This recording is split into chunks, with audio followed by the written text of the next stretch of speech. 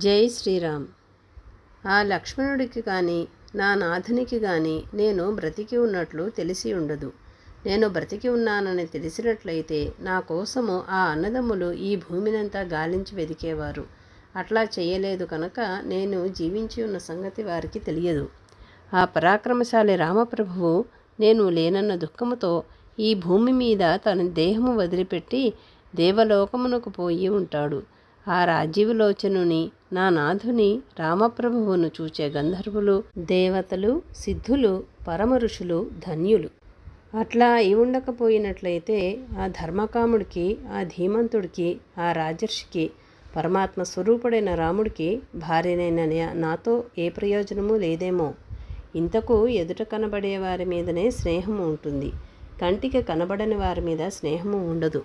కృతజ్ఞులు మాత్రమే పూర్వస్నేహాన్ని విస్మరిస్తారు. రామప్రభువు అటువంటి వాడు కాడు, స్నేహాన్ని మరిచిపోడు. అయితే నేను ఆడుదానిని.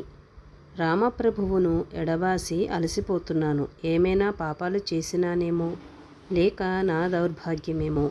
ఆ మహాత్ముని, ఆ దోషరహితుని, ఆ శూరుని, ఆ శత్రు సంహారకుని రామప్రభువును వదిలి జీవించి ఉండటం కన్నా చచ్చిపోవటము మేలు. ఒకవేళ ఆ పురుషోత్తములు, ఆ అన్నదమ్ములు రామలక్ష్మణులు కందమూలాలు తింటూ శస్త్రాస్త్ర సన్యాసము చేసి మహారణ్యాలలో తిరుగుతున్నారేమో.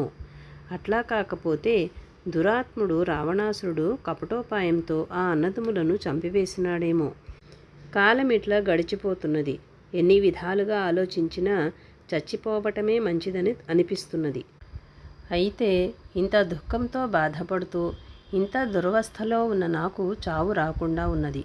మహాత్ములు, మహాభాగులు, పాపరహితులు, జితేంద్రియులు అయిన మహామునులకు ఇది ప్రియము, ఇది అప్రియము అనే భేదము ఉండదు. వారికి సుఖదుఖాలు సరిసమానము. దేహాభిమానము వలన ప్రియాప్రియాలు, సుఖదుఖాలు కలుగుతున్నవి. అందువల్ల దేహాభిమానము వదిలిన మహామునులు ధన్యులు. వారే మహాత్ములు. వారికి నమస్కారము చేస్తున్నాను. నేను ఆ ప్రియార్హుని, ఆ విజితాత్ముని ఎడబాసి రావణాసురుని చేతికి చిక్కాను. ఇక నేను బ్రతకను, నా ప్రాణము వదులుతాను అని సీతాదేవి చెప్పింది. సీతాదేవి చెప్పిన మాటలకు ఆ భయంకర రాక్షసాంగనలకు ఒళ్ళెరుగని కోపం వచ్చింది. వారిలో కొంతమంది ఆ మహాబలవంతుడు రావణాసురుడికి ఈ విషయం విన్నవించడానికి అక్కడి నుంచి వెళ్ళిపోయారు.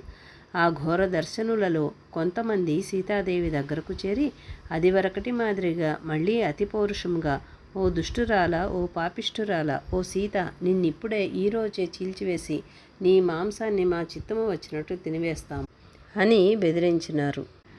అంతవరకు పడుకొని నిద్రపోతూ ఉన్న ముసలి రాక్షసి త్రిజట లేచి ఆ రాక్షసాంగనలందరినీ చూచి, ఓ రాక్షసాంగనలారా, నన్ను తినండి. జనక రాజసుతను, దశరథ మహారాజు కోడలని లోకమంతా ప్రేమించే ఈ సీతాదేవిని భక్షించవద్దు. రాక్షస నాశనము, ఈ సీతాదేవి పెనిమిటికి అభ్యుదయము అయ్యే కల నాకు వచ్చినది. అది భయంకరమైన కల. నా ఒళ్ళు గగురు పొడిచింది అని చెప్పింది. జై శ్రీరామ్.